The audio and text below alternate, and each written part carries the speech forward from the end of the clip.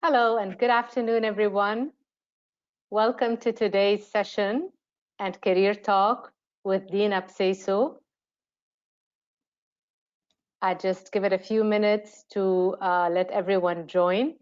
Meanwhile, I'll introduce myself. My name is Dina Bseisu, and on behalf of the University of Manchester Middle East Center team, I would like to welcome you all and thank you for taking the time to join us today. Today, it is my pleasure, and we're very delighted to have with us today Dina Bseisu. Dina is a motivational speaker, and she's the founder of Challenge to Change. Dina is a passionate advocate for the empowerment of Arab women. She built a career in private banking over 25 years, having worked as a senior executive with leading international banks in Geneva, Switzerland. In 2014, Dina launched Challenge to Change, a Swiss nonprofit association focusing on Arab women empowerment.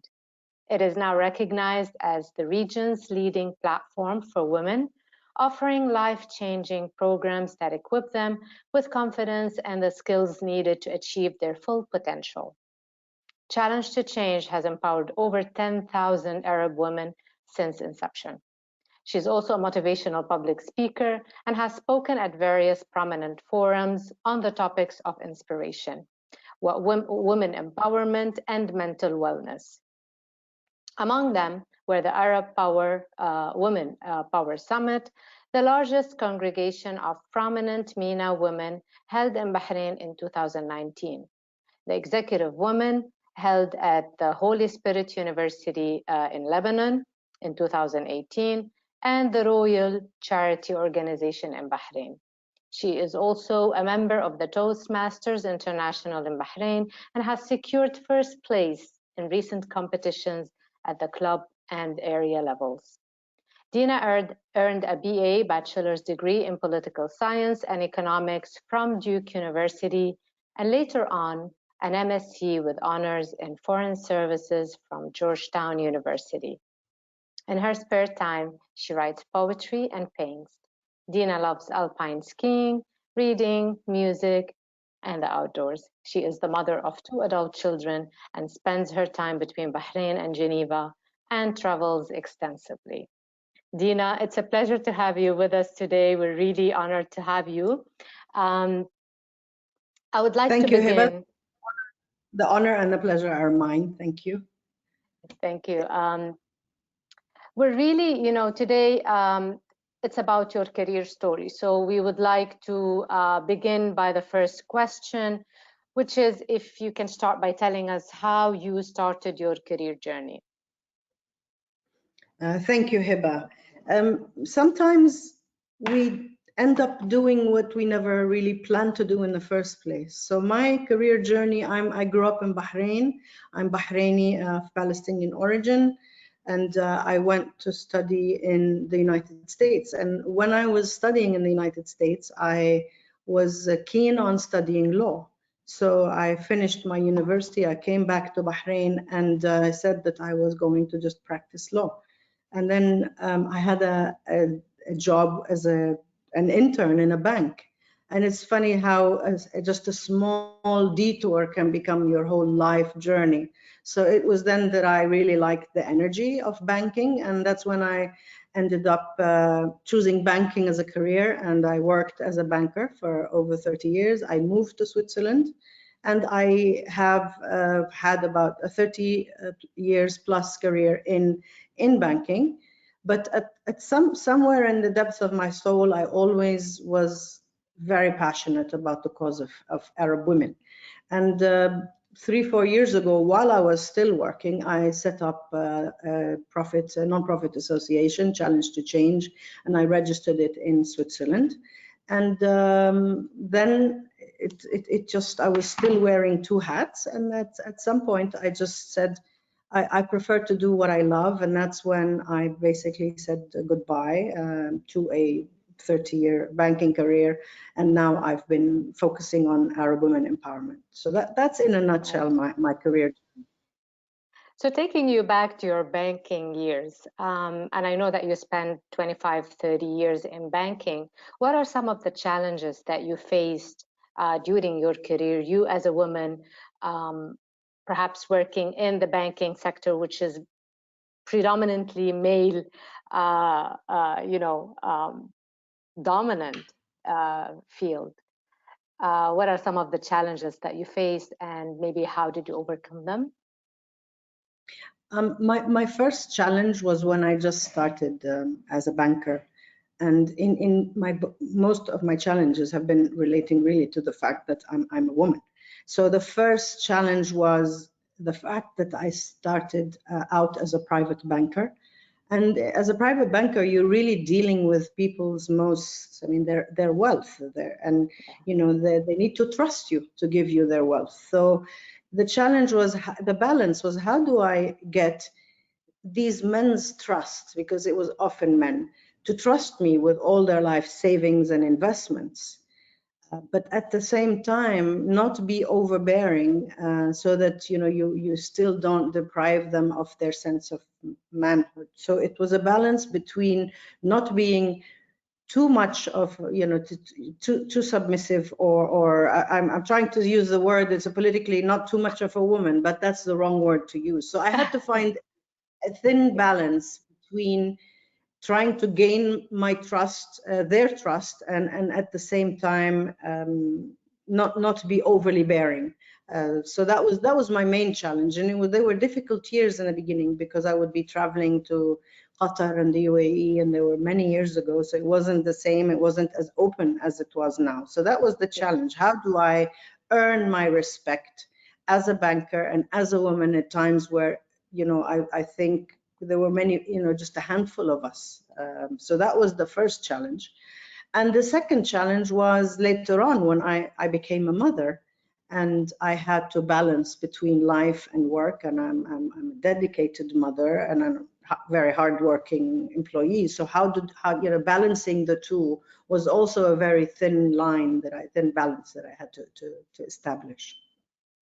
You touched upon two questions that I was going to get through, but going back to the first one, proving yourself as a woman in that field, what are some of the things or techniques or tools that you have used or that you've learned that helped you, establish your position as a banker in private banking and travel, across regions and earn trust? What are some of the things that helped you gain that trust and maintain your position in banking for long years?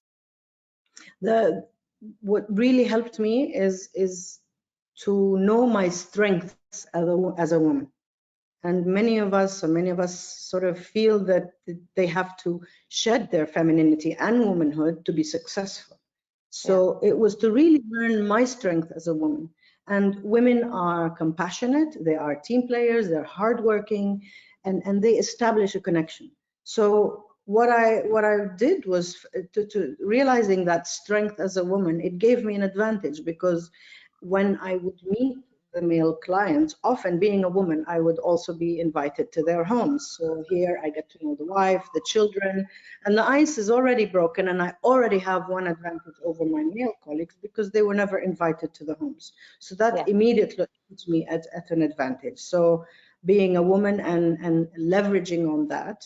And the second I would say is that this is a job, and we are in a time where respect is the most important thing. So you've got to command respect, you've got to teach people how to respect you. So I would say respect is a very important element too. And to respect, you have to be respectful of your job, your background, your gender. So I think commanding respect and expecting respect in return was something that always somehow put me above others. And the last one actually is, and it goes for everything, is to try and have a very high moral compass.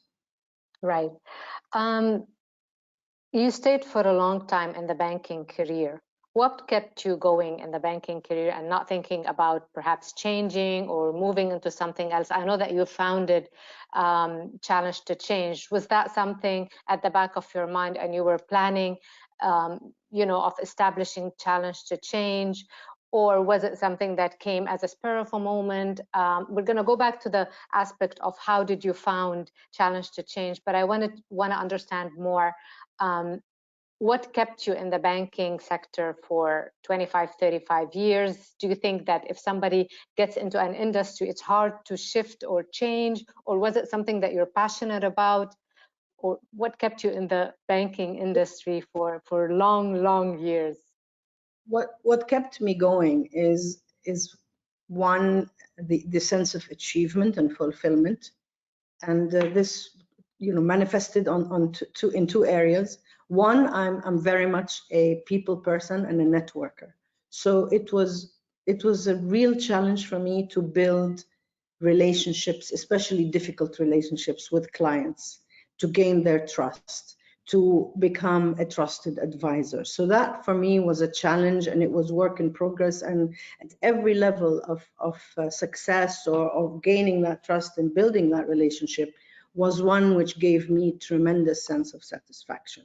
So that was one. And the second was, being a single woman and an Arab in the West and in the banking industry. I mean, the banking industry, as you rightly said, is very much a male dominated industry. And for me, it was the sense of challenge. It was like, I want to show, or not show them, or to show myself, or basically just, it was that sense of challenge that I wanted to achieve. I wanted, to have a single mom in the banking industry of Arab origin achieve successes that, her male counterparts may have, or may have not even yet achieved. So that the sense of personal satisfaction in a difficult situation was really the second one. Now, when it ceased to be exciting, or the whole, it evolved and banking changed, is when I lost my passion. And when I lost my passion and I began to just feel that it was very much like this, is when I decided that I need to move on to something more fulfilling. So can we say that if somebody loses their passion towards their job, it's time for them to make a change and to shift? Absolutely. So Dina, within your journey, and I'm quite sure that you've come across female leaders, why do you think we have less female leaders at the top? I think it simply boils down to the fact that deep down, women lack that confidence in themselves that they can do it. So I think many women, there are two. Again, the answer is twofold. So one is that sometimes they lack that confidence that they can achieve the same thing as men. So many times, we would be in meetings, and for example, the woman would be sitting there saying, maybe I should raise my hand. No, that's a stupid question, so she lowers her hand. Whereas the male counterpart is just saying something, whether it's relevant or not. So it's that sense of confidence, and again, that comes from upbringing and the social fabric where we come from. So really, that's I would say that's it. It comes from that place. Did you ever receive mentoring while on the job? Did you have a mentor that helped you throughout your journey, whether it's through the alumni platform of a certain university, or whether it's through your contacts or someone who's more senior that was your mentor and helped you throughout your journey? Or do you believe in mentoring? Actually, I wish I had mentors, but it wasn't something that was, thought. I mean, it wasn't something that was available or was popular or available the time that I was working, let's say 10 or 20 years ago. Mentoring has become, I guess, more recent. So definitely, I think my experience was really learning on the job, trial, error, mistakes, experiences, and having, learning from one's mistakes and having good support.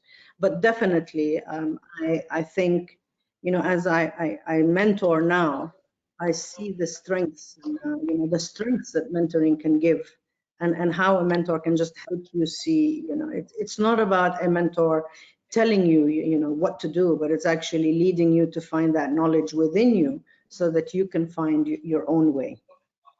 Absolutely. I mean, mentors, is something that I believe every person should have.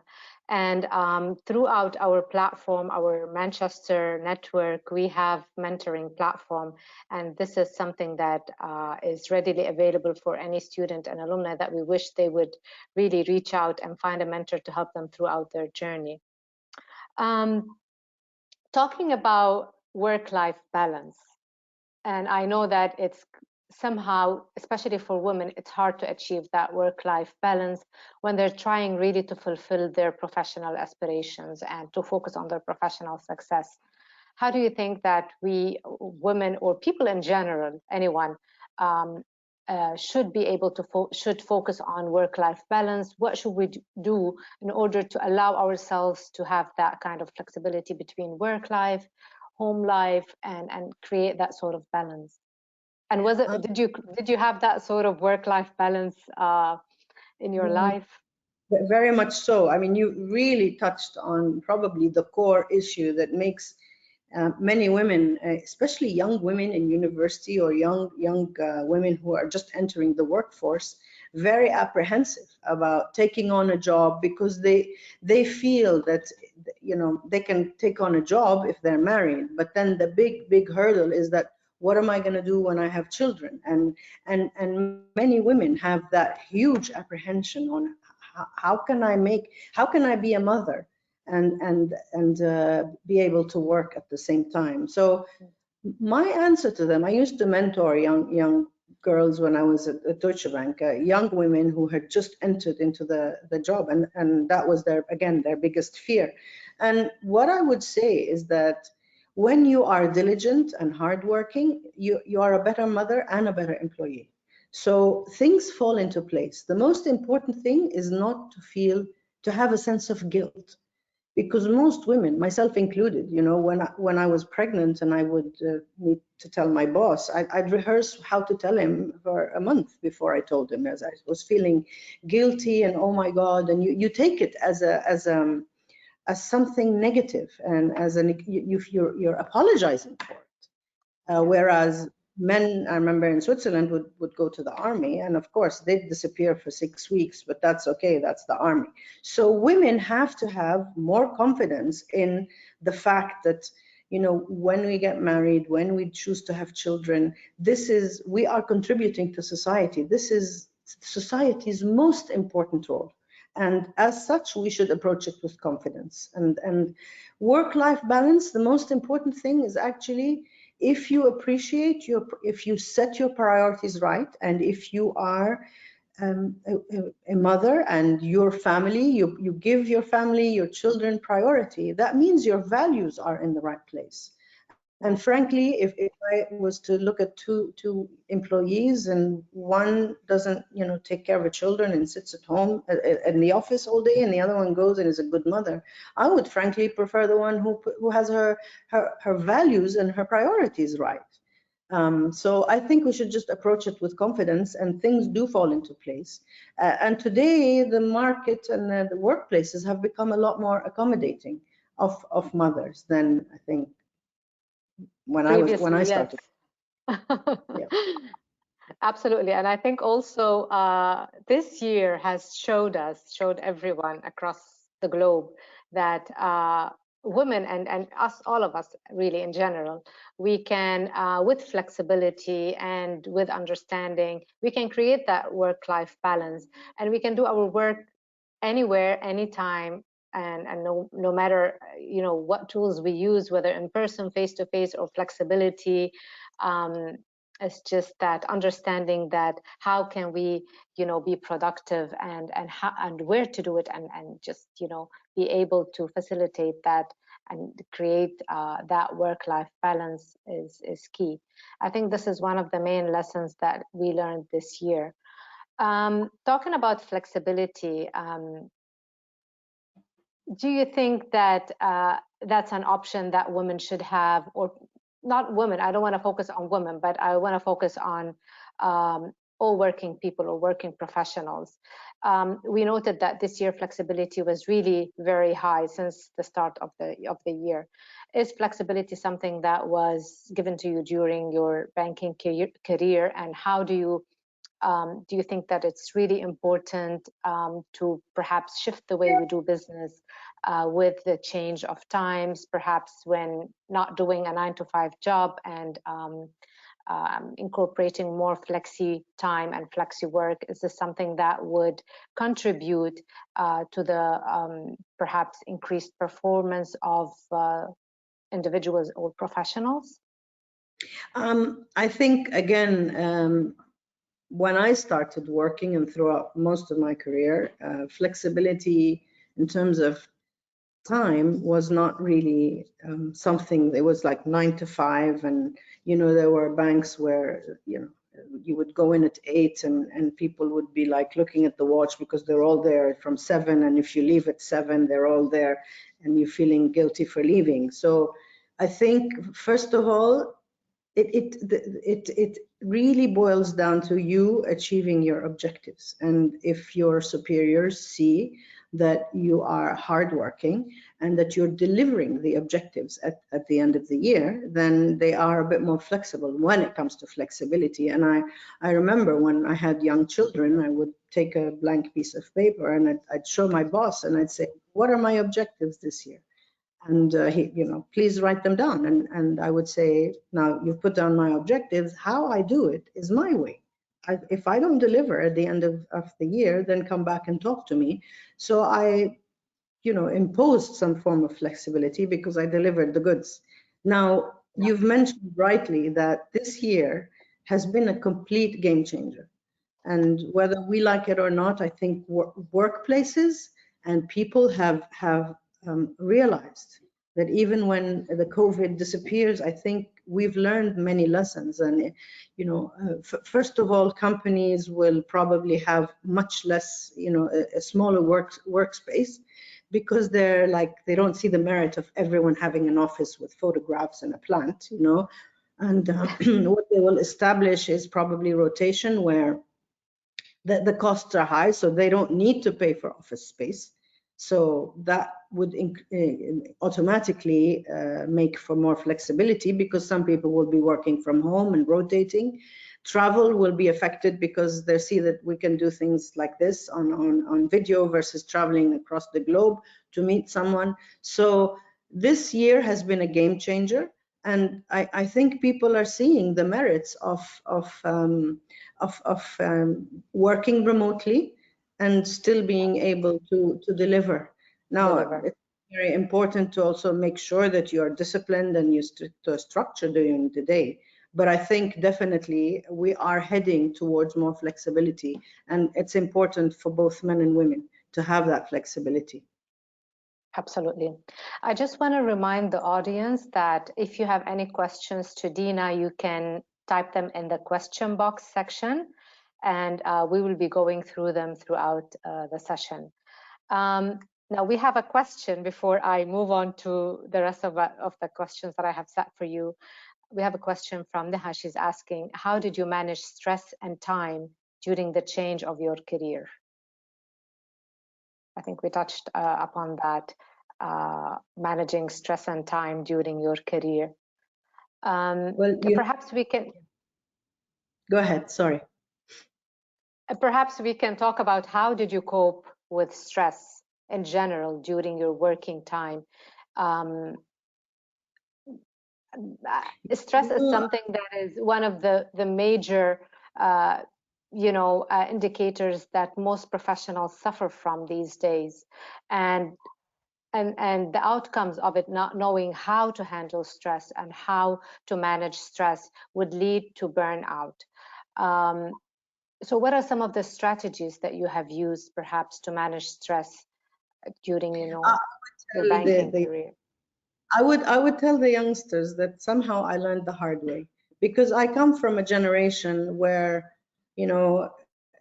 things were different. When people in banking, it was when someone told you that I don't take lunch and I work on weekends, and it was like a way of boasting that I'm a hard worker, and they had it wrong. So did I manage stress when I had young kids and I was running and juggling all of these balls in the air? I don't think I managed it well. But what I could, and as a result, I became extremely stressed, and it affected my stress levels and my emotional state. And you spoke about burnout, but what Yeah. I could definitely, so somehow we learned, if I were to advise the young kids today, I would say that it is so important to manage stress before taking on anything. I think this is something our generation didn't really, it wasn't just the focus, we weren't focusing on it, but it is so important to manage stress because it's like a car running on empty in the middle of the highway. It's as simple as that. So unless you manage your own stress levels, unless you take time off for yourself, you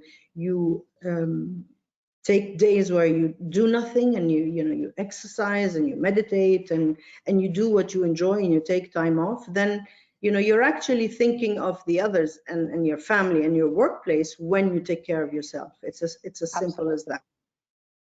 And like you said, taking care of the mental and physical well-being is really important because the mind and body are connected, and that's really important.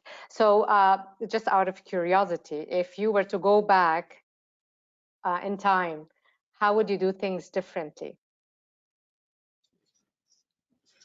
If I would take on, I would stop. I think I would not be so like a hamster in a wheel, just trying to achieve, thinking that this was just, that was the end result. I would have probably taken more time to relax. I would have felt that it was okay to just like not think work on the weekends or in the evenings. So definitely, and I would have actually, one piece of advice I would say is I would have learned how to say no more often, because sometimes we just don't want to say no because we just think, no, no, no, I'm up to it and I can do it. And then we just put more stress on ourselves. Absolutely. Absolutely. So what really triggered you to think about starting Challenge to Change, and at what stage in your career did you think about Challenge to Change, and how did you start your journey with it? I've always been an advocate of women in the Arab world, and the dichotomy they have between their aspirations and their hopes, and then some of the limitations they have in their families, in society, in the workforce. So I've always been very passionate about that, and about the contradictions that sometimes we face, which then force us to not achieve our full potential. So it really happened when there were twofold. The shift took place over two different phases. The first phase is when I personally, you spoke about burnout, that I had reached a level where I was in a very difficult moment in my life, and emotionally, psychologically, I think the stress just piled up completely. And at that time, I was in such a moment of despair. And when you're like that, when you're going through these emotional and psychological issues, you feel ashamed, you feel alone, you just suffer on your own. And And you suffer silently, perhaps.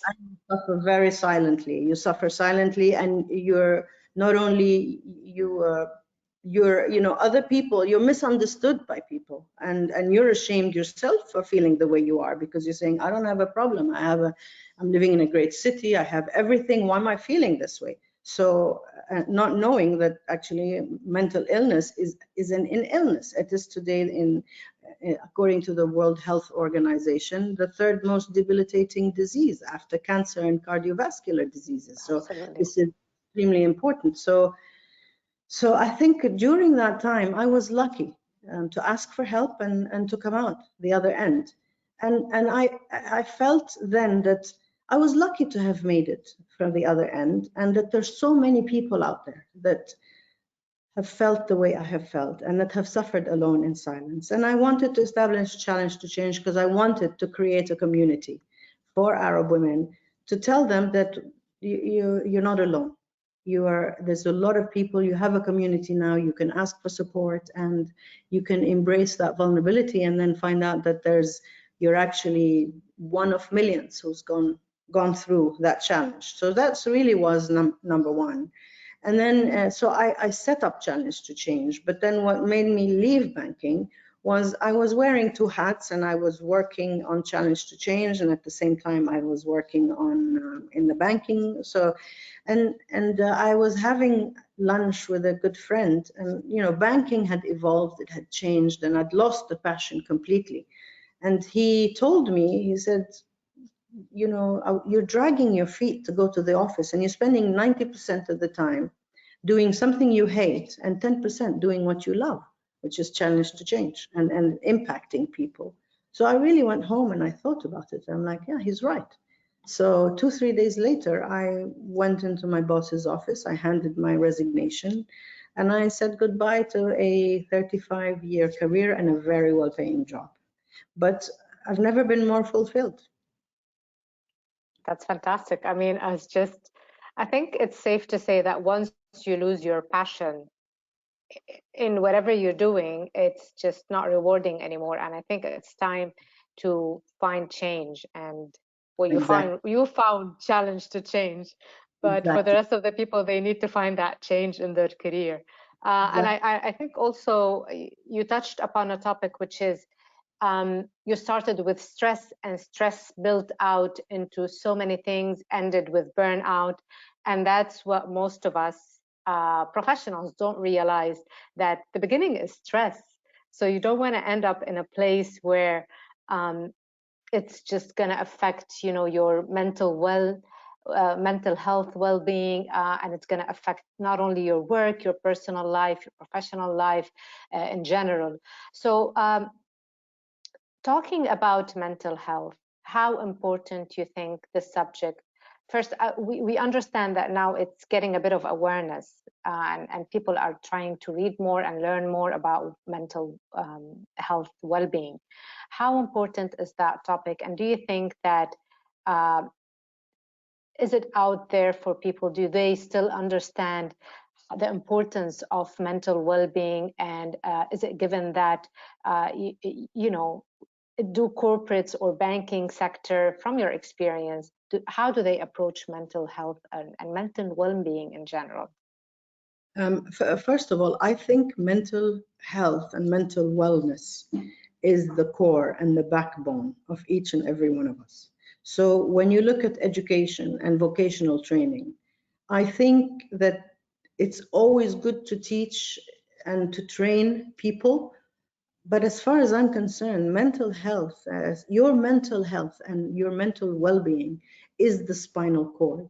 So if the spinal cord isn't strong, the education that you are giving is just strengthening the limbs, but the spinal cord is weak. So for example, you have someone who's got a PhD, but then she's suffering from deep-seated anxiety and low self-esteem.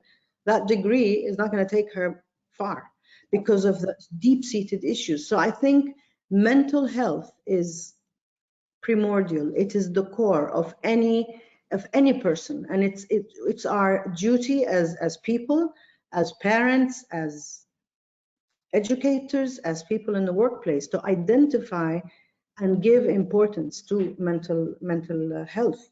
I mean, basically, mental health has a huge stigma. I mean, there's a lot of stigma on mental health. So, with regard to, as I mentioned, it's established as an illness, but because it's invisible. I mean, if somebody's got cholesterol, then they take medicine, that's no problem. If somebody breaks a leg, it's visible, and you help them cross the street, and you carry their shopping for them. But when people have mental illness, they suffer from anxiety, they suffer from severe depression. But what happens is that people around them don't understand, and then it's like, what's your problem? Get up, go and exercise, pray, open the window, go to the gym. But that doesn't help, and that's it just actually makes things worse, because the person who's suffering can't even get out of bed, because it's a very acute position. It's an illness. It's an illness. So I think it is very important, and actually mental illness costs workplaces and companies a lot, because those people who suffer from it are, if it goes undetected, the mistakes they can make, or just the price the company pays can be huge. I mean, I can give an example, it's known, but a few years ago, there was a very famous incident of an airline called German Wings. And the pilot was suffering from severe depression, but he was ashamed to mention it to his employer. And the doctor, of course, banking doctor secrecy. So he was suffering, and he took off in a plane and crashed the plane in a mountain with everybody in it. And it was clearly, and that was a huge wake-up call, because if he was less ashamed of it, if he thought that he could not lose his job because he said, I'm suffering from depression, if the doctor felt that he could tell the company, then you wouldn't have had the situation that you had. You know, this is an extreme and dramatic example, but there's examples like this that affect families every day. That's true. And I think we should speak more about it, corporates, to our colleagues, to all the people around us, the importance of mental well-being. And if you suffer from any, any of the symptoms, sleeplessness, anxiety, irritation, just don't suffer silently. Just talk to people around you, talk to us if you are, within the university, seek help. Just don't be alone. What are some of the messages that you're trying to tell, the people through Challenge to Change? And I'm sure that you have some sort of messages. What are the messages that you're giving out there to these women, and women particularly who are considering going into the workforce? I would basically tell these women that you cannot change what's around you until you change yourself. And I really believe in the quotation by Mahatma Gandhi, who says, be the change you want to see in your life. And that's partly where the name comes from, Challenge to Change, because it's be the change. So I would tell these women is that you have to, first of all, if you want to change your circumstances, change yourself and work on yourself and accept your circumstances. And sometimes accepting your circumstances means accepting your own vulnerability, because we're ashamed of accepting our vulnerability. So the message would be that accept yourself, accept your circumstances, and work from within to change. So I mean, and I believe that women specifically, when you do that, then you become a better person in general, and then you become a better member of society or a better mother, and then it produces a more progressive society, a more educated, a more cultured society, and you become the role model to your sisters and brothers and later to your children. So it's really a ripple effect, and it really starts very simply by you changing yourself to change your circumstances and accepting your circumstances, and then accepting being authentic and true to yourself. I think it's safe to say that this applies to women as well as men equally. Change is something that is intrinsic, and it should happen to each one of us. But I mean, taking that step and just crossing the border of fear is what we really need to focus on when we're trying to make that change. So what is your top advice to anyone starting a career or wishing to change their career? What is your top advice? I would really say do what you love, do what you're passionate about. Don't feel that you have to go into a certain field because somebody else wants you to, and then find out about that field. I mean, if you want to be an engineer, or if you want to be a pilot, find out, research it. Don't go in with romantic ideas about, oh, I want to be a pilot, when just research it, research the pros, research the cons, but most importantly, love what you do. and then find out about it, because knowledge is power. When you know, then you'll take an enlightened and an informed decision. So that would be very, very what I would say.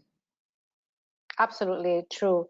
I mean, that's the top advice I would also give for anyone who's changing a career. I would say follow your passion, and then before jumping into any different industry, do your informational interviews, learn more about the sectors that you would like to go, and know yourself. I mean, know what you're passionate about, what you care about, because if you're in a career that you want to move into, change career into something that you're passionate about, this is where you're going to stay longer, where you're going to thrive, where you're going to feel happy and feel in a happy place. Because eventually what you don't want to do is be in somewhere where you're spending 8 or 10 hours a day doing something that you don't enjoy, and ending up, just like you said, feeling burnt out, and then 90% unsatisfied. Yeah.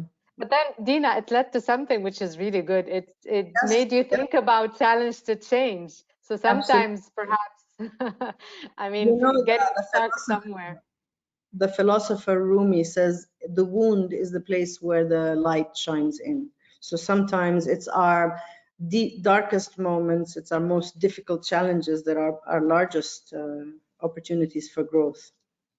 Absolutely. So we should always focus on look for the opportunity. Always look for the opportunity in a challenge. Absolutely.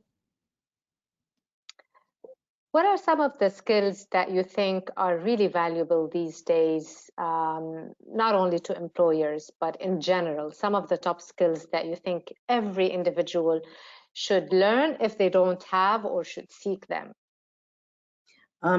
Number one, I would say communication skills, effective communication skills. Because if we were to look at the conflicts between people today, they say that 10% is the real issue and 90% is how that message was delivered. So if the message was delivered in a more effective manner, you might not have had the problem in the first place. So I would really, really say that it's important to take communication skills.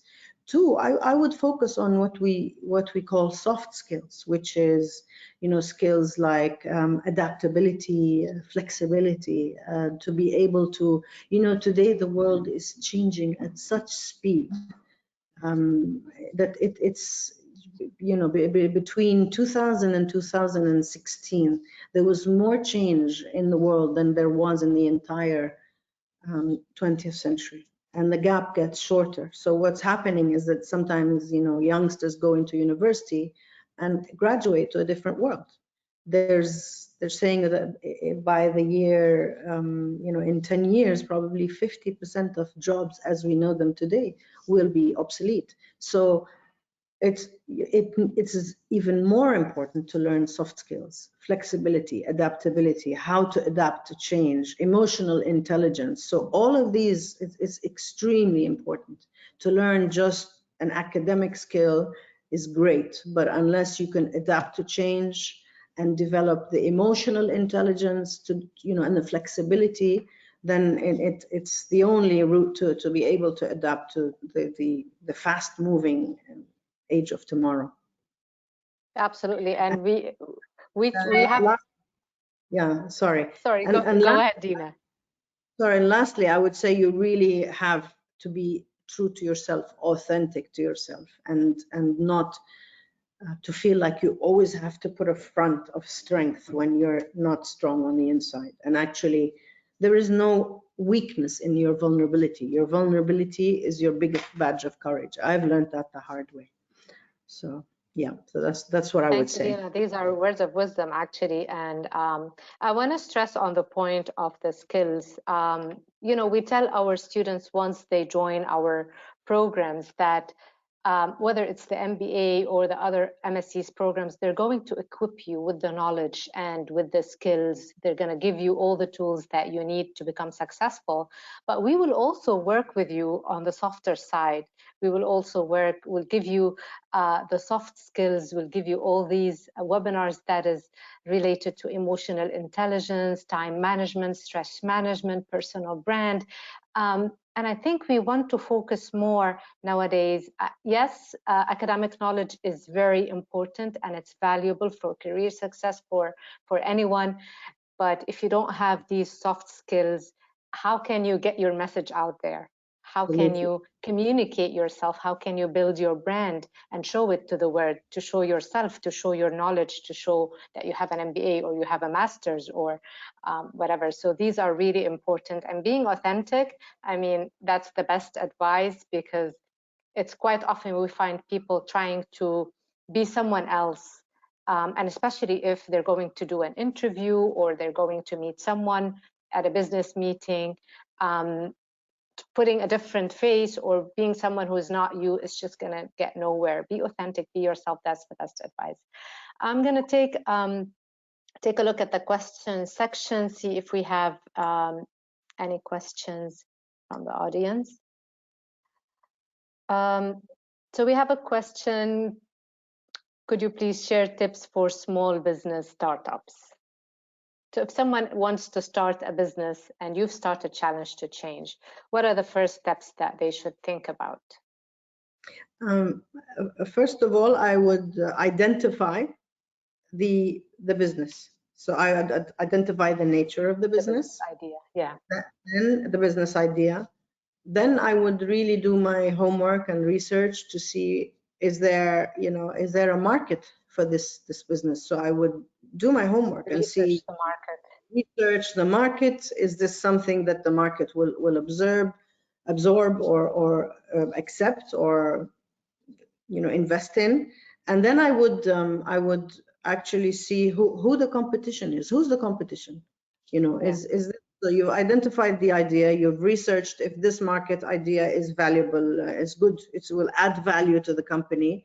And then who's the competition? And once you've answered these three and you still establish that it's a viable option, then I think then you can put an action plan. It's important to put an action plan. So set your objectives, and I would set like a 1-year objective with a time frame, a 1 year and a 3-year sort of goals or objectives, and stick to a timeline, and then keep reviewing it to see where am I in terms of the timeline and that specific goal. So goals should not be static, but dynamic, and they should be reviewed. And if something is not working, then it's definitely not a problem to say, okay, let's go back to the drawing board and let's do it differently. So that's what I would, that's what I would recommend. What was some of the challenges that you faced when, you thought about your entrepreneurial idea and wanting to put it into place? What are some of the challenges? Actually, Challenge to Change, it's a bit different because we're a non-profit association, but it's the challenge was also a question of, it's a non-profit, but it doesn't mean that we don't, so that we don't need funding perhaps. So the biggest challenge was actually to try and have the people who will believe in your mission and believe in your cause to support you financially and otherwise. Absolutely. So that was the biggest challenge, and the hardest challenge is when you're still small. It's really ironic because it's the people who are small that needs the most help, but then you have to grow to a certain threshold so that bigger associations begin to invest with you. So it's that the hardest part is the startup part, and that's why you have to show real resilience and strength to carry it forward. And sometimes you have to really have very strict spending measures until you cross that threshold and you begin to have outsiders invest with you. Was how many years was it until you felt that Challenge to Change was really quite established and past the challenges? Past that key, I would say after 3 years. I would say in any, I mean, even in any startup, it's usually 3 years. 1 to 3 years, yes. So your message here to anyone who's trying to perhaps have a startup idea is to keep persisting. It takes 1 to 3 years in order to perhaps sort out the challenges and perhaps afterwards think about scaling up. and taking the business forward. I would use one word, and that's persevere, persevere, persevere, and then persevere, persevere. There's nothing, there's no magic formula. You've got to persevere and not persevere. and not lose sight of the objective. You know, keep the faith. You know, keep the faith. Stay the course. Stay the course. So someone is asking, how did you come up with our idea? I think you mentioned that perhaps sometimes thinking about an idea and knowing, is this a viable idea or not? Did you ever think that the business idea, did you discuss it with someone, or you thought that you really believed in the business idea that you had, or did you think that Actually, you discussed the topic? They didn't invent the term drawing board for no reason, because it takes a long time to draw on the board before the board becomes even close to a diagram or a plan. So I actually didn't even, I mean, I started by, you know, I love to write. So I started by saying, okay, I'll write, and then about women. And then I started by having a blog. And then I said, wait a minute, why don't I try and share these writings and raise awareness? So I created like a website and began to raise awareness about women, and then it evolved. And then it evolved into an association, and then we grew our programs, and then I registered as an NGO. So definitely, you know, that's why I say when you have to continue to go back to the drawing board and revise your initial idea, because your idea may not, you know, challenge to change today is not what I had on that the first diagram I had on that board. It was completely different, but I kept changing it to adapt. And then I realized, you know, that no, this is what I wanted from the beginning, you know. Absolutely. We have a question. Someone is asking, what is your advice for students wanting to pursue a career in the banking? And do you think professional qualification, getting a professional qualification would help? First of all, banking is a big scope, because within banking you have different areas. You have investments, you have research, you have loans and credits and commercial. So banking is but what I would say to answer in the bigger picture, I would say that it's important, first of all, to have the confidence, first of all, again, to identify the organization that you want to join, and then have the confidence, because, you know, today the market has become a much more competitive place, because today our kids are competing. The world has become, you know, so virtual that you're competing with kids in China and India and the US and Canada. So it's not, you know, as easy for your generation. So again, the only thing I would say is that identify your goal and don't lose faith, because if in our generation we applied to 10, you've got to apply to 50, and continue to work and essentially to work on your soft skills. And I can tell you, even at my time, you know, there were, you know, kids who graduated with an MBA from the States, but who moved to the Middle East and had zero cultural knowledge, zero history, zero, you know. And then you had people who studied English literature and moved into a bank. And the person with English literature was more personable. He had more human relations. He was culturally sensitive, or she, and they were more successful. So I would say, make sure, what I would say, actually, I'm finding the answers as I speak, is I would say be as well-rounded as possible. Take on, learn languages as much as you can, because today this is a very strong thing. It's a very important element, is to learn languages, to have a wide scope of interests, and not just restrict yourself to one area. So I would say just be well-rounded, whether it's in hobbies, interests, languages, travels. This is what will interest, because at the end of the day, skills you will learn on the job, but you can't have that sensitivity. It's not something, it's something you develop and you grow.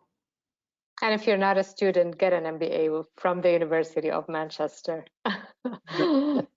Get the knowledge that would help you to get into the banking sector. Dina, thank you so much. This brings us to the end of the session. I know that the hour has passed by so quickly. Any last message that you would like to share with the audience?